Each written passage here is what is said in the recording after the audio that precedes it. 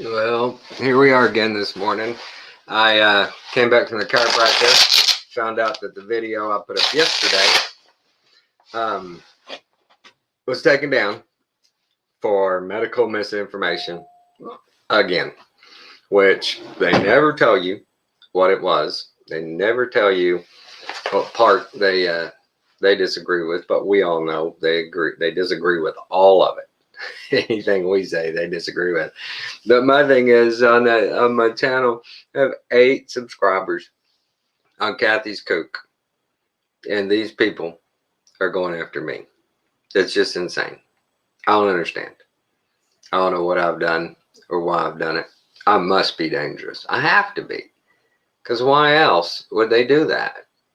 Why else? They see me as some sort of a threat to their machine, to their program. I don't get it. And I'm talking to YouTube right now. What is a 54-year-old guy like me living in Orange, Texas, that has 8 viewers on a channel? What have I done? What have I done to you? What have I done to people? What have I done as far as medical misinformation? You never say. You just say medical misinformation. Now, medical misinformation would be something like blood doesn't clot. Well, wait a minute. Is that misinformation? Because some people have problems with clotting. So not all blood clots. But you would call that medical misinformation, I bet. Or, let's see, here's another one. People who smoke get cancer. That's not true. There's a lot of people that smoke their whole life never got cancer. But you would probably consider that medical misinformation. And I don't understand it. You know? It's weird. It's weird. You say nothing. You're all on this whole kick of the latest phenomenon, and I've never seen anybody give a damn about getting free treatment to cancer victims or free insulin for diabetics. You want to jab the whole world. You want all 7+ billion people to be jabbed. What about the hundreds of thousands, millions of cancer people? Well, I think that'd be a cheaper bill than jabbing the whole world's population. This doesn't seem right. Seems weird. When you could save millions of lives with one thing, why wouldn't you? Why wouldn't you? Why would you force something on the whole world's population with no background? You don't have any background for it. You didn't study it. You didn't test it. You didn't do anything. That's what y'all said. That did an emergency use form, which means, in your own words, you didn't test it. You did no trials. You just shot it into people. Now that's medical misinformation right there. Yeah. Because this is a battle, I guess. You guys, I'm such a threat. I got the ear of 8 people, maybe. Maybe. And I'm your problem. I see videos all the time. People saying everything I've ever said and more. And they're going to get taken down. What's going on, YouTube? What have I done? Why is it me? I have no influence. There's people with 40, 50,000 subscribers out there saying things about it way far out of bounds, farther than I ever go. But you take my videos down. You don't take theirs down. I see theirs all the time. You don't ever take theirs down. Wonder why. So everybody, pass this along. Be careful. They're everywhere. They don't like us. They don't want us. They want to shut us up. And they'll do anything. They'll do anything to do it. Saw a deal just a few minutes ago. The old, hey Scotty, the old redheaded gal, that's the press secretary, basically stands there and says that they're sending all the guidelines to all the social platforms on what's information and what's misinformation. They're sending all the information to states, counties, and cities on what's acceptable and what's not. They're sending basically the private sector to do their dirty work. That's what they're doing. They're just sending out these private sector companies and giving them their platform, and that's what they're doing. They're all on the same team. You know, we really, as few of us as there are, you know, our presence on YouTube here, they got a lot more soldiers in the fight than we do. You can't sling a dead cat without hitting a left-wing radical. Now, is that animal misinformation? I hope not, Scotty. What do you think, Scotty? I think that's good information. Can't sling a dead cat without hitting a liberal. Yeah, that's good information. You know, should you be slinging dead cats? It's according to what gets you off. But these people, it's just wow. I'm nobody, and I keep getting these strikes on stuff. I have no idea that they're going to even consider that medical information. I played a video. It might have been that video. Yeah, David and the Giants. That's right. But it was probably that video I played of that French professor who talked about in 1995. He talked about what they were doing with the jabs and what was coming. He said it wasn't a hypothesis, but that video's up. That video's going around. It's up, but I play it, and I get mine taken down. What the hell? I have no idea. But I just got back from the chiropractor, and I opened up, and I had some notifications, and dang it, if one of them wasn't, my video's been taken down. And all my life, being in the medical field, I've tried to not ever give any misinformation when it comes to medical. It's yeah, Walmart's there for you, man. They're there for you. Free, Scotty. You might even get an ice cream. Find a place to give you an ice cream or a pizza or something first, Scotty. Don't give in so easy. Get what you can out of them. You know, I'd heard a video that said in the coming one world order, those of us who don't get on the train, that they're gonna, like, the first people who say, all right, okay, they'll get like dollar for dollar on their new digital currency. And then you wait out. Yeah, right, Scotty. That's what I said to her. I said, now I've been in the medical field for over 20 years, and I know what misinformation is. On the other hand, I don't think you do. So I told him that. And what was I saying? Oh my God. What was I saying? I forgot. But the videos that are already out there that are talking about the what was it called? All of a sudden I can't remember the name of that. But it's a nanocrystal, and they've been talking about that since the 80s. Yeah, Scotty, I went to my nurse practitioner a couple of weeks ago. First time going to see this lady.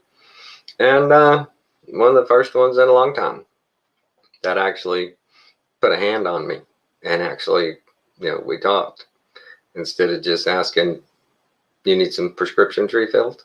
Do you need anything like that? But I am going to, on my, I said it on that video yesterday, but it's gone now. So I'll say it again. When I go see a neurologist in October. I go back to my nurse practitioner, I think September, and both of them, I'm going to insist, you guys have to find me a pathway to getting medical marijuana, because otherwise you only offer me addiction. You only offer me drugs that are bad for my system. They're bad for my mind. They're bad for my long-term health. And you're more than willing to write me a script or call me in anything other than medical cannabis. Yeah, well, you're more than willing. All of them are more than willing to send somebody down the road to addiction like that. But if somebody says, I don't want addiction, I want relief, I want pain relief, I want to, be able to function better every day.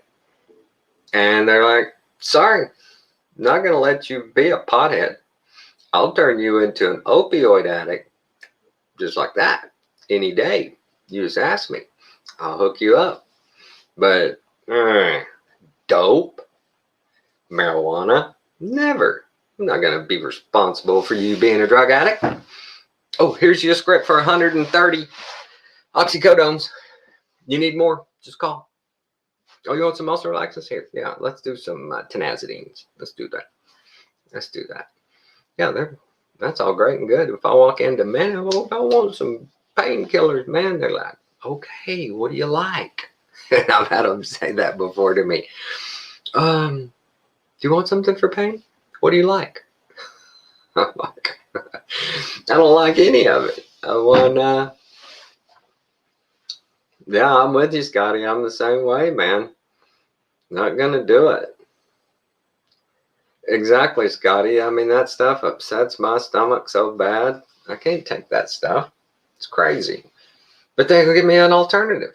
They're like, done. You take our drugs or you get nothing. We don't care how much pain you're in. It doesn't matter. It just doesn't matter. If you don't get on our prescribed addiction plan, we're definitely not gonna make sure you don't get anything else. This is the crazy conundrum of it. If I go to a doctor and say, hey, I've been in pain a long time, man, and I don't take any pain pills. I've only been using marijuana, but I think it's time for some pain pills. They'll go, okay, you have to do a urinalysis for us. And if you do a urinalysis and you're positive for cannabis, then we can't give you any narcotics because you're a drug addict. But if you come in clean, we'll get you to be one.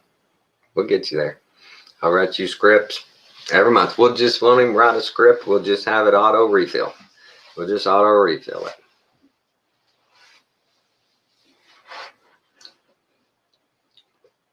Yeah. Texas is just awful in this whole front of cannabis. They have a program that up until, I think, probably 5 years ago, if you had an extensive medical retort from a doctor, you could possibly get CBD, possibly. But it's a huge process just to get CBD with 0.3 THC in it. That's all they offered. And up until about 5 years ago, there was only one thing that you could get it for, and that was intractable epilepsy. Well, they finally, after 70 years, however long, Texas has had a law against it, I guess as long as the federal government has, I guess from the 30s. Up until then, I mean, that's all you could get. And there's one thing that could get it for you. I'm positive for THC too, Scotty, man. But it, so after, about 5 years ago, They added in seizure disorders. They added in glaucoma. They added in intestinal problems. They added in cancer. They added, they added all the normal things finally, but it's still just CBD.